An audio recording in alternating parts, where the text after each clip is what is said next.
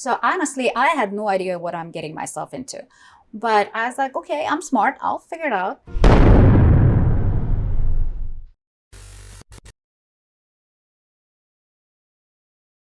Hello and welcome to a new episode of Coming Clean Podcast. This is your host, Peter O. Esteves.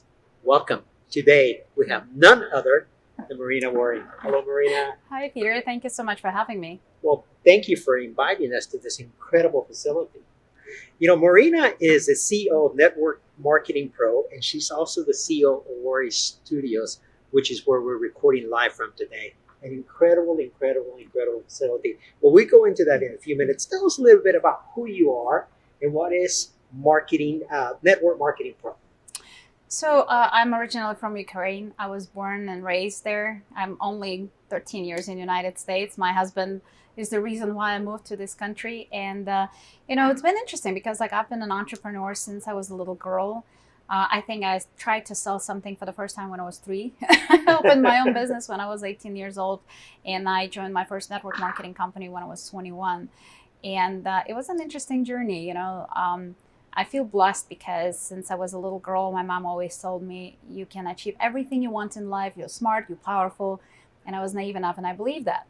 And so I started my journey with kind of all this excitement and energy and I can move the mountains, I can achieve anything I want in life.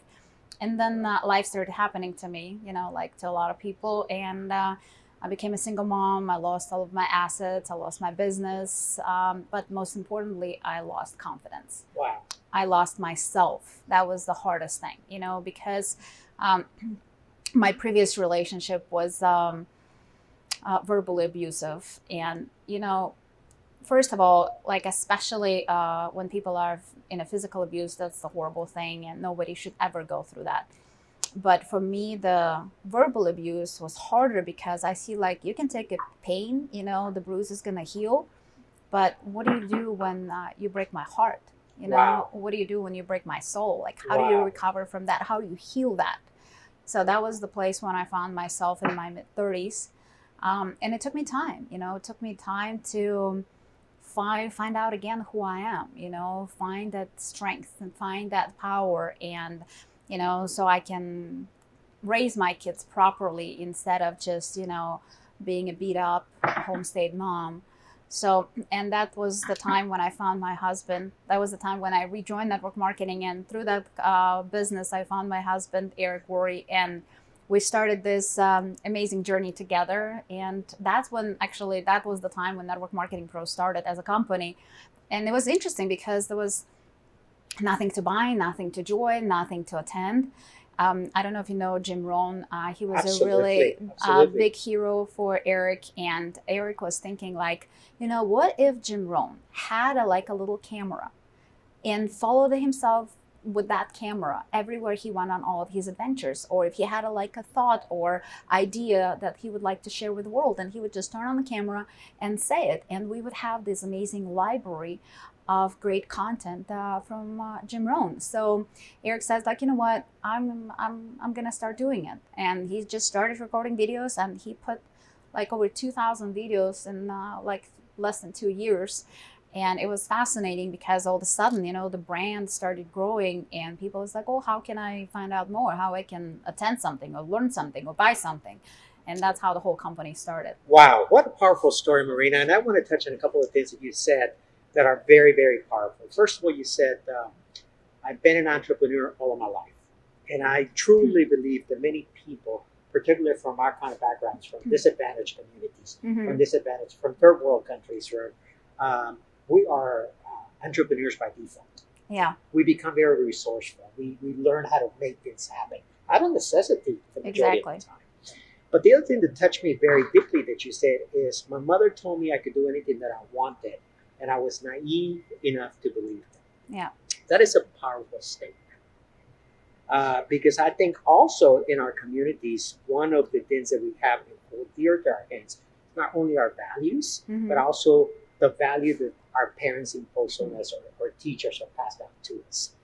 And you have gone on to become a huge marketing, multi-level marketing company and having power and change lives of many, many, many women across the world. In fact, you had one of the probably, if not the largest event just recently, over 180,000. Yeah. Okay.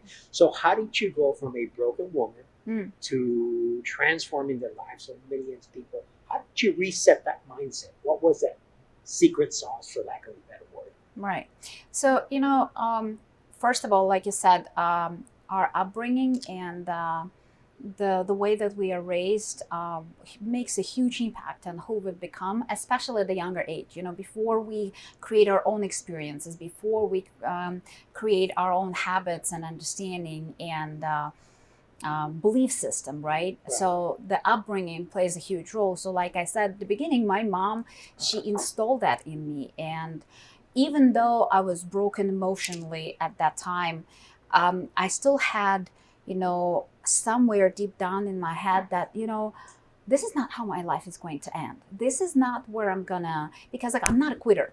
I'm a fighter by nature, and I don't accept failure as a final destination. I understand that failure is necessary to get to the top, but that's not where my story gonna end. And I always one of the things that kind of I had since I was a little girl, I always thought that I'm a character in the movie.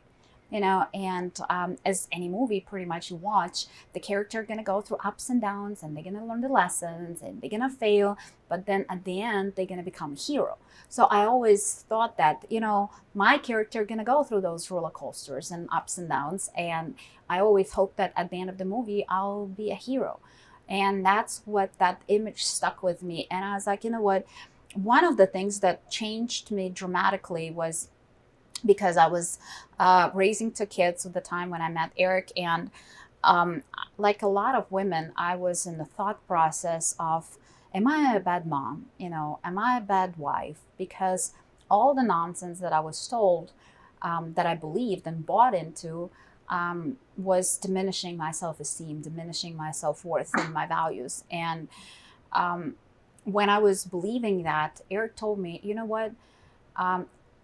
Because I was trying to stay in that miserable relationship for the sake of my kids, because I thought that that's the right thing to do as a loving and caring mother. That's what you need to do. Another limited belief in our communities and our cultures. Exactly. Yes. Because we sometimes we feel we mess up the priorities of what is going to serve our kids best and what is actually going to destroy them. So Eric, when I was telling him that, I should probably, stick to this relationship and try to make it work and see if I can change that person or whatever, and sacrifice my love to Eric. And he said, what do you think is going to serve your kids better?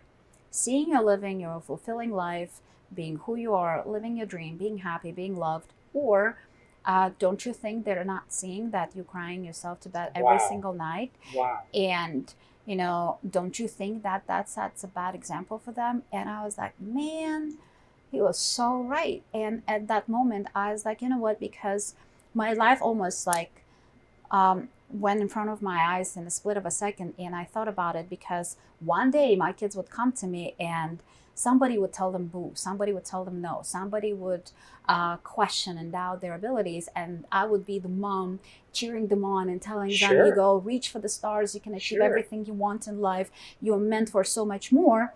But then they would ask me, why you didn't do it? Why haven't you done it? Exactly. And I was like, and I will not have an answer for them. So in order for me to have that answer, I need to go and make it happen. Wow. Powerful. A character in a movie that has its ups and downs ends up with a happy ending at some point. Yeah.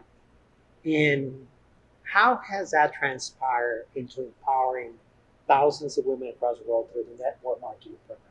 How do you apply your mindset to be able to change the lives of others? Well, because I've been in this place, right? And I feel because our company, we provided generic training to everybody inside of network marketing space. So we didn't own the company, we're not associated with any company specifically, but we view ourselves as an upline to the entire world of network marketing, to the entire profession. And what is interesting, inside of this profession, we have 74% of all the participants are women. Wow. And around the world. And if you look at the structure and if you look at the top of the companies, there is no 74% of the top, all the female top incomers. Absolutely. So it's just way smaller percentage. And I started asking myself, why is that? why is that the case? If we represent the majority of the profession, why we do not represent the top? And I think that, especially for my own experiences, I think that as women, we don't give ourselves permission to dream big. We don't think we're capable. We don't think we're worthy. And because of that, we're dimming our light. And when I realized that, and knowing where I came from, knowing that I had that strength and had that power and I lost it, I realized that there are so many women who've been in a similar position, who either had that courage, had that power inside of them and belief inside of them, and then they lost it. Or millions of other girls who were told since they were little, you're nothing, you're nobody, you're just a woman, you're just a girl, you will never dream big dreams. So when I saw and realized that there are so many women that need that message, that need that belief in themselves. And 7 years ago, I started that event for the most powerful women in network marketing. So I can, first of all, showcase what this profession is all about and help women to believe in themselves and help them to step into their true power. So that's how it was born. But like I said, it all came out of my own experiences and the necessity that I saw in our profession. I love it. Tell us exactly what is network marketing and what is the entry cost to that enterprise? Network marketing, in my opinion, is one of the best form of the entrepreneurship, especially when people want to try if they have the entrepreneurial bone in their body. Because the basic concept is there are a lot of different companies providing different products and services, and you can lock arms with a specific company if you like the product, if you like the service that they're offering. In my opinion, you have to believe in that product. Otherwise, I cannot sell something I don't believe in.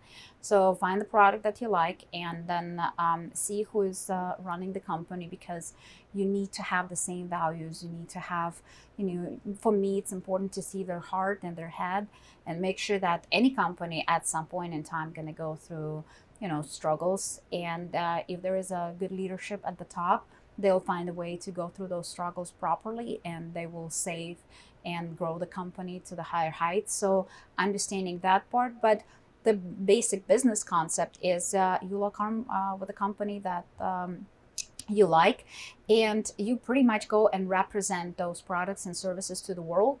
But that's just the retail part of the network marketing. But the coolest and the most important part is you build a community and you build a team, and through that team, through that organization, you promote those products and you have the leverage, because you make a little bit of a percentage of what everybody else doing.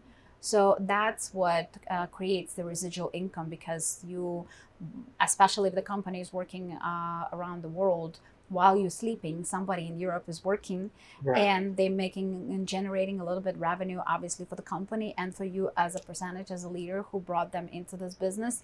So to me, it's probably one of the most lucrative entrepreneurial vehicles that I know. But again, because it's an entrepreneurial venture, you cannot come with your employee mentality here. You cannot come and wait for somebody to tell you what to do and solve the problems for you. You need to become resourceful. You need to become, responsible for your actions. You need to become your own boss. And the first rule of business shouldn't be like you're taking a day off, Right, like a lot of people do. You should be coming into the business and saying, like, you know what, I'm going to treat it seriously, because when network marketing is treated seriously, it can deliver on all of its promises. You create a financial freedom for yourself and for the generations to come. But if you don't, if you treat it as a lottery mentality, if you treat it as, you want to get something for nothing, if you're hoping to get rich tomorrow, it's not going to happen. Like, we're not selling magic beans here. We're not selling magic beans. I love that. And I love the fact that you said you can't come here with an employee mentality. Right. You have to come in with an entrepreneurial mentality. You can, because majority of the people do come with an employee mentality, but you have to switch into the entrepreneurship. How do you make that switch? How do you make that transition? Because there's a lot of women that maybe as an entry-level position, is this as their entry level into entrepreneurship, right? Because maybe they're wanting to make some changes at home. Maybe they want to open up their own business. Maybe this is kind of a stepping stone to learn how to become an entrepreneur. But without any experience, what training is available for them to be able to walk through the process of that transition, right, without feeling that they've left alone? Well, in every company, they have like support systems, and they have different trainings that company provide. So you can learn about the product, you can learn about the service, you can learn about the business model. How things work. And it's actually interesting because inside of network marketing space, your sponsor, the person who brought you into the business, they're financially interested in your success. Right, they're invested in you. Right, and because of that, they want to help you, and because of that, they're kind of like showing you the ropes, showing how things work and everything. So there is a lot of support, way more than you would expect in the basic entrepreneurship, right? Because when you try to open your own store, you're on your own. You're on your own. There's no holding your support hand. system. Exactly. Nobody's holding your hand. So that's why I think the network marketing as a profession is a better form of an entrepreneurship, because the company are taking those risks on themselves. They are taking charge of the product, their development and warehousing. They're responsible for the legal. They're responsible for making sure that all of your commissions paid on time and properly. All of those things that you as a business owner, when I opened my own store at 18 years old, I was doing all of those things. Sure. Entrepreneurship sounds sexy, right? It sounds amazing at the parties. Look at me, I'm a business owner. But nobody really talks about the hardship. It's a lonely venture. It's a lonely journey, and it's hard. You are the first person to take all the risks, financial risks or whatever it might be. Sometimes you are raising the money either from the bank or sometimes from your family. And if God forbid the business fails, now you're losing money and the family. All those things. Sure. And it's just interesting to see, because network marketing provides a little bit of that safety net that helps you to kind of like get started and get going. But at the same time, you still have to do the work. You still have to do the business, and you have to, talk to people, present those products and services to everybody else, so you can build that network, so you can create and generate that volume. But, I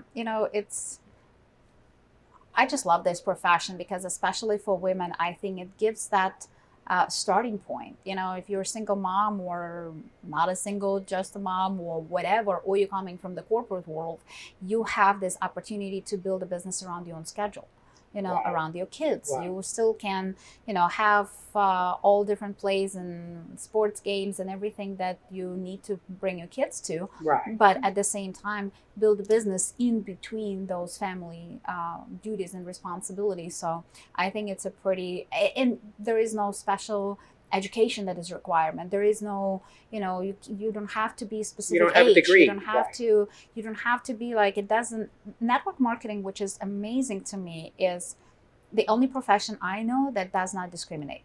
Wow. It does not discriminate against your age, your skin color, your education, where you're coming from. It doesn't matter, none of those things. So you can come as raw, as authentic, as bold and whatever, and you can make things work if you really put your time and effort and sweat equity into it.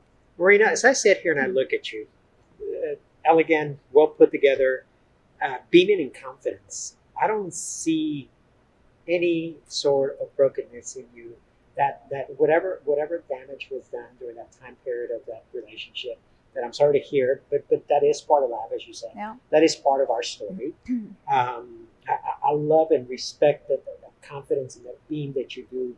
And as a result of that, you have done the woman empowerment conferences. Is that what they call? Woman empowerment conferences. And the last event that you had, not only was a slew of celebrities, incredible motivational speakers, just a powerhouse of people that were here at this studio, but you had an audience from 140 different countries of over 180,000 people. Not bad from a girl that was trying to figure out what to do with 2 children a few years ago. Yeah. So tell us, how were you able to put that together? Like I said, Eric came to my rescue at the time. So first of all, he gave me that concept of I'm going to interrupt you, but I don't think you needed rescue. You just needed a little bit of encouragement. Yeah, I just needed, I just needed to find that belief. Yes. But when you're in the mess like that, when you're a mess and you're in the mess, it's hard to find that belief. So you need those outside voices that can help you to see a better future. They can help you see a vision. I'm going to interrupt you right there because that's very important. Mm-hmm. How do we differentiate the difference between the good, positive voices that we should hear and the ones that we should tone out? How do we do that? Well, first of all, there is what we call law of association, right? Law of association says that you are an average of 5 people you're spending most of your time with. And look around and see who you're spending your time with. Take their income, divide it by 5, and I bet you your income is around that number. Wow. And that means that because you're spending most of your time with these people, you are reading what they're reading. You're going to the places they're going to. You're eating what they're eating. You're exercising or not exercising. You're doing pretty much the same things, right? Because you're influenced by that environment. So if you do not like where you are today, that means that your 5 has to change. And what's interesting, inside of the 5, a lot of people think that you want to be the top of that 5. You want to be the coolest and the most successful of that 5. And that's wrong. You just want to be in the circle. You want to be at the bottom of that 5 because guess what? If you are at the top, that average will pull you down. If you're at the bottom, that average will pull you up. So that's why I always try to associate myself with people who are much more successful, with people who are much more confident, with people who went down the road that I want to go to. I have enormous amount of mentors. Eric and I were spending multiple 6 and sometimes 7 figures a year on our personal development, on our education by, spending the time with people who know what they're doing. You have to watch the feet, not the lips. Because like Tony Robbins says, who is a good friend of ours, he's like, don't take a financial advice from broke people. Yeah. And that's what a lot of people do. We go to our brother-in-law, we go to our sister-in-law and whatever. It's like, oh, what do you think about my business opportunity? Wait, they don't know any better. So you need to ask somebody who already built the business, who is successful, who, if you want to trade places with this person, then ask the advice. If you don't. So. I love that. I love that. Ooh, very well put. Now, you had Gwyneth Paltrow, Lisa Nichols, and many, many other celebrities. How were you able to access that Rolodex of incredible personalities, powerhouses, to change the lives of millions? How were you able to do that? 2 things. One is network, and another one is money. Whatever you cannot get through your network, you can get with money. So obviously, what I was looking for is not just a celebrity power. I was looking for confident and powerful women who have the entrepreneurial background, because Gwyneth Paltrow and Kate Hudson, even though both of them are amazing movie stars, the reason why I chose them is because of their entrepreneurial vibe. Because Gwyneth runs her own big business, and Kate runs her own big business, and that's what I was interested in. And it's fun to see when you have that star power. But then you hear the stories, and they're just like you and me. Absolutely. And they were just that little girl who was scared, or who didn't believe in herself, or whatever it might be. So that was fun. Lisa Nichols is a whole different story. Lisa is just so fun because Lisa and I go way back, way before Lisa even knew that her and I go back. Yeah. Because I was watching a movie, Secret, that Lisa was part of, and that's how I got to know Bob Proctor and Lisa Nichols and John Assaraf and all those people who later became our friends. And then later on, there was a situation when Lisa was doing a seminar in Ukraine, and my mom attended that seminar. Really? And Lisa, out of the entire audience, picked my mom, and they had a little moment. And at that time, my mom and I had not the best relationship in our lives. And mom was asking Lisa's advice how to reconnect with me. Wow. And Lisa told her, you need to call her, you need to tell her I love her, you love her, and all that stuff. And that was it, So I remember I was already in the United States, and I got a call in the middle of the night. My mom told me how much she loves me. And I was like, of course, the first thing is like, are you sick? Like, what's going on? Is anybody dying? What's happening? So, and I never thought anything about it. And then last December, Lisa came to speak at our event. And first of all, I was like so excited to see this woman and finally tell her that how much I love her, how much I respect No her. connection at that point. No connection about my mom. Wow. I knew about Wow. the secret, but Right. not about Right. my mom. So, and Lisa and I had a little moment here, and I felt the immediate connection with her, like she's my, sister from another mother. And that night, I had a lot of, not a lot, but a couple more speakers that they were supposed to fly out because like they were going to a different event, and I really wanted to have like a barbecue with them, and I was so tired. I was like, what about we grill at home? I put like amazing steaks, and you just guys come. And they're just like, oh, but we have a flight. I was like, well, I have a plane, I'll fly you. Where do you need to go? You're going to San Diego? Okay, I'll fly you on my plane. So I called the plane. Now, remember, guys, this is a little girl that was broken a few years ago. Now she has a plane. She can take you to her wherever you're going.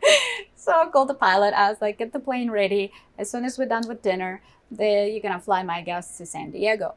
So, and Lisa and a few other people came to our house, and get this. So my mom was super bummed because she couldn't come to the studio to meet Lisa. And here Lisa comes to my house, and my mom started crying. And your mom was there? Yes, my mom lives with me now. Okay. So my mom lives with me here in the States in my house.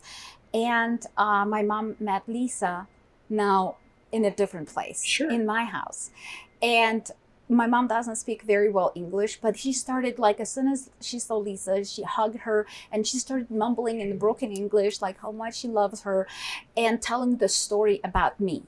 And I started translating it. And that's when the first time I learned the background of that call in the middle of the night. So, and since then, Lisa and I has been great friends and met multiple times. So, yeah, what an incredible story. That's my story with Lisa. Wow. Mariana, you, as the CEO of Network Marketing Pro, and now the CEO of this incredible facility, you are changing the world all over again. Last December, the world changed for us. Well, last March 2020, the world changed for us. And we were at a standstill. You had an event coming up, and you were going to cancel that event. What happened? We were not going to cancel the event. We thought that we're going to figure out the way to do something. We just did not know what. Because I had to cancel that mindset. I love that mindset. I had to cancel the women's event because that was like happening in April. So that was like way too close. And I was like, oh, we don't know. It's like, what's going to happen? So I canceled the physical event. We actually postponed it. We moved it. But I said, I'm going to do like a 5-hour free training. So I brought a lot of amazing trainers. So we just did like a webinar style event, and we had over 100,000 people watching it. Wow. But and it was fun, but like, okay, I can keep them probably for 5 hours, but I cannot keep them like that for 3 days. So we were thinking about like, what are we going to do? Because for our December event, we pre-sold 7,000 tickets a year in advance. So we already had those 7,000 people coming.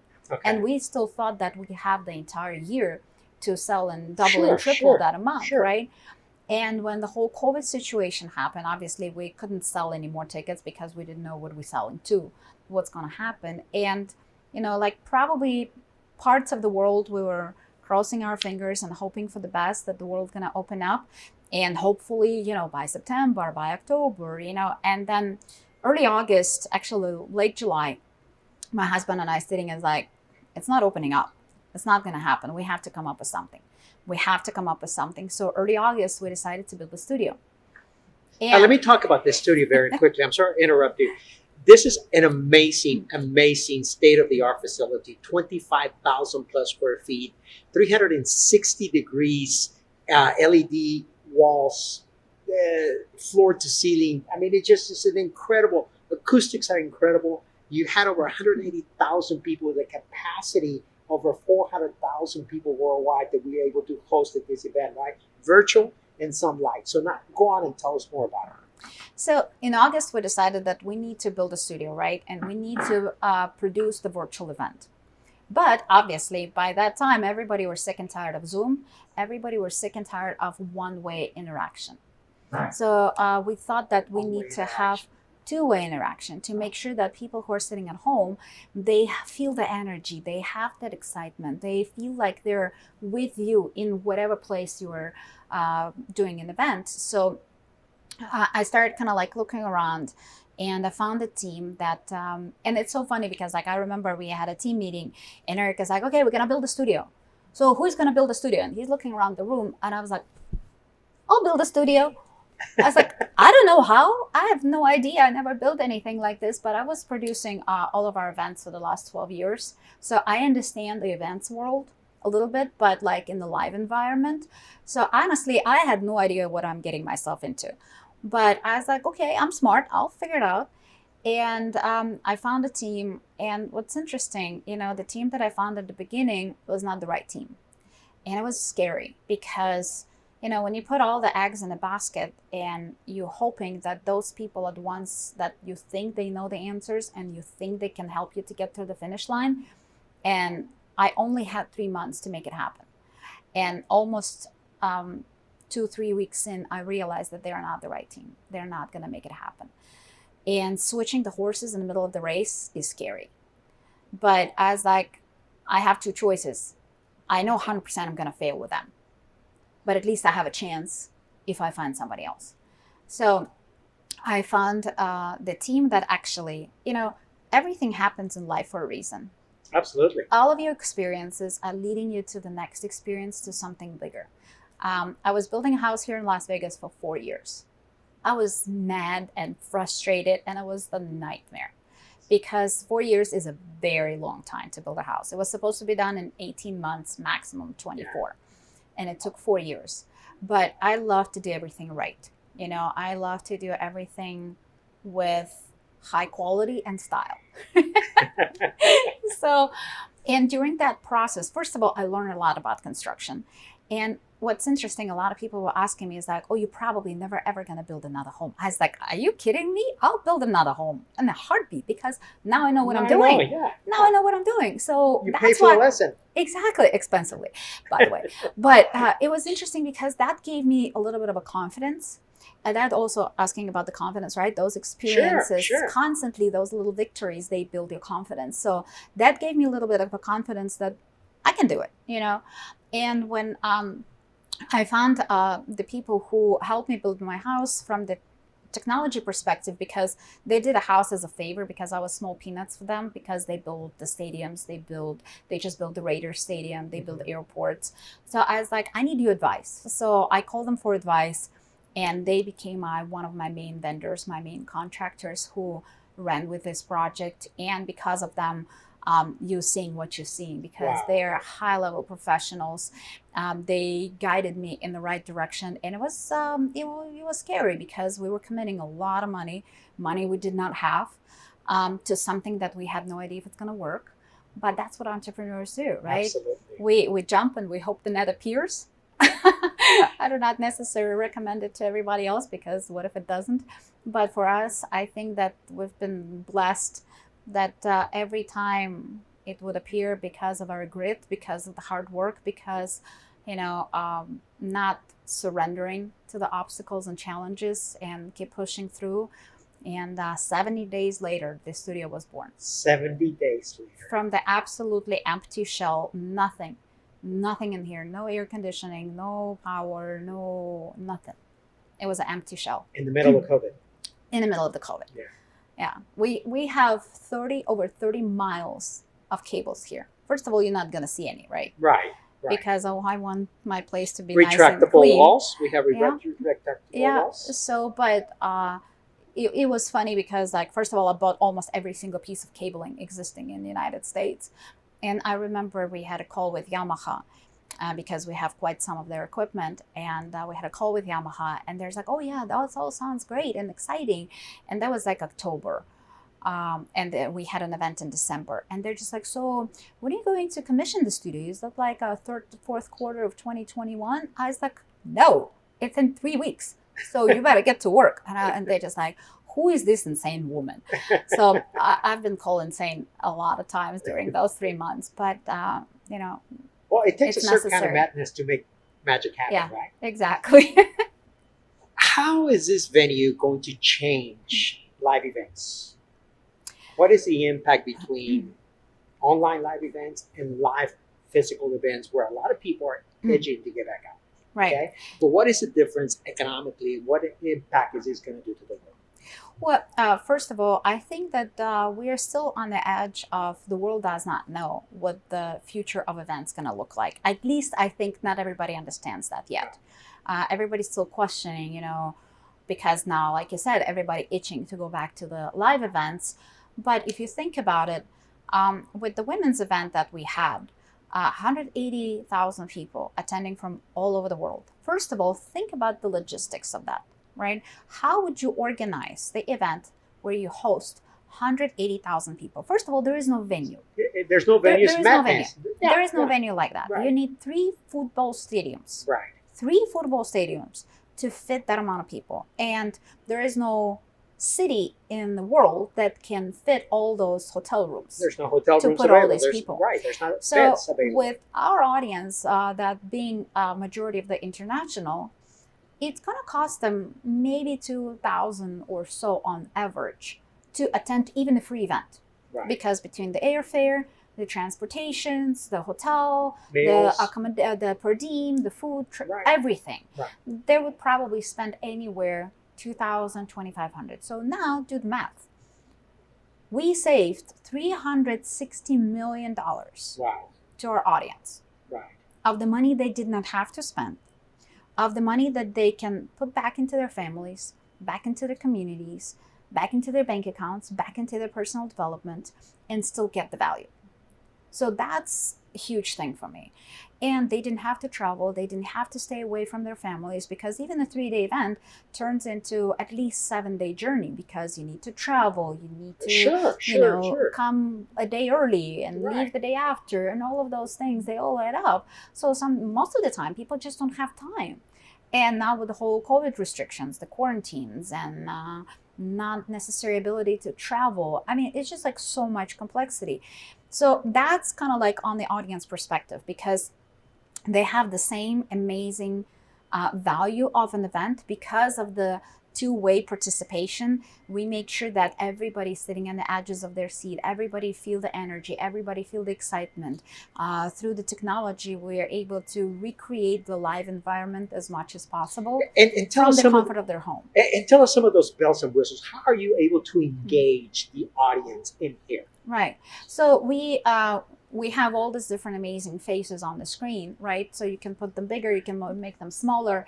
And right now you're seeing that as a steady image, right? It's Right. like a wallpaper. But at the actual event, all of these are actual people. Right. You're looking into their living rooms. You're looking into their lives. Sometimes you see the kids running around and dogs running around and jumping all over the place. So you see into their life, and they're looking into yours. Right. And You're really creating a feeling of intimacy. Right. Even though intimacy for 180,000 people, right? Yes. It's insane. Yes. So, and we have the technical ability to pick any person you see in the wall, and you can have a conversation with them. So we can blow up the picture big, we can unmute them, and you can have a conversation without any latency, no nothing, and super clear sound, and you can have a conversation right there and then. So for the audience, what creates is they feel like, especially when they want to engage with a speaker, they know that they can be called at any moment. So they're sitting a little bit on the edges of their seats. Even though they're still in their jammies, in their comfort of their home, they're a little bit more engaged. Plus, what we do, we call breakout sessions. So when the trainer presents whatever topic they're teaching on, then we break them into smaller groups of like 3 to 6 people, where they can do an assignment, where they can do a little interactivity piece between the peers. And that creates another level of engagement. Because if you think about the live event right now, right, and you have a huge audience, first of all, the biggest space in Las Vegas, you can fit probably 20 to 25,000 people, right? But if we're talking about Raider Stadium, 65,000 people, right? How would you do an exercise with 65,000 people in a stadium? You can't. Because like you can only say is like, talk to the person on your left, talk to the person on your right, and that's about it. So there is no real engagement that you can create. And even if you are in a smaller ballroom and you have a couple thousand people, you tell them, it's like, hey guys, we're going to take 5 minutes or 10 minutes. We're going to do this exercise right now. What happens? everybody, shoo, everybody go into the bathrooms, Yeah. they get lost in the casinos, and Yeah. they never come back, and all that stuff. Here, they kind of stuck. They have no place to go but interact with each other and Yeah. actually do the exercise. And one of the interesting feedbacks that we got from that exercise is people who are shy, people who are introverts. There's like, I had to talk to people for the first time. Wow. It put me out of my comfort zone, but it was so amazing. It built a belief system, it built the belief that, they're capable and they can do more and they can come out of their shell. So that was super fun. So all those little bells and whistles, like you said, they help people to feel that they're sitting in the room, they're sitting here with the presenter. And of course, all the music, all the cheers, all the claps, all of that sound goes back into their speakers through their computers, and they can feel all that excitement. They can feel all that energy. And it changes for the speaker as well, because as a speaker, you feel that immediate feedback right there and there through their eyes, through the chat that we can throw on the screen. You can immediately have a conversation or address the issue, address concern or question they might have. And you also hear the same music. You also hear the same claps and cheers and everything. So it creates that unique energy and interaction that the world haven't seen before. So that is super fun feature for me. But from the perspective of organizer, like I said, think of a logistics of putting on a 180,000 people event. It's impossible. Absolutely. Think about the budget. How much would it cost you to produce 3 football stadiums event with the audio-visual production, with everything? So here you have such a huge leverage as an organizer that you cannot find anywhere in the world, and the live event will never come close to it. Wow. Because you have the ability to reach people anywhere in the world, no matter as long as they have internet connection, you can reach them. We translated our event into 9 different languages, and everybody had simultaneously, and everybody had the same energy and the same experience that English-speaking audience, with the same music, with the same claps and cheers and all that stuff. So it just, I cannot be more excited as a owner and as an event organizer of what the future holds. But you built your own playground. Yeah, I did. I built my own venue for events. I love it. What's next for Marina Worre? Oh, we have, one of the things that I learned through this whole process of building the studio, my confidence went through the roof, because I proved myself of what I'm capable. And now, one of the analogies that Eric used before, and I used it at the women's event, inside of network marketing space, or as any influencer, right? You have the ability to change lives of people, right?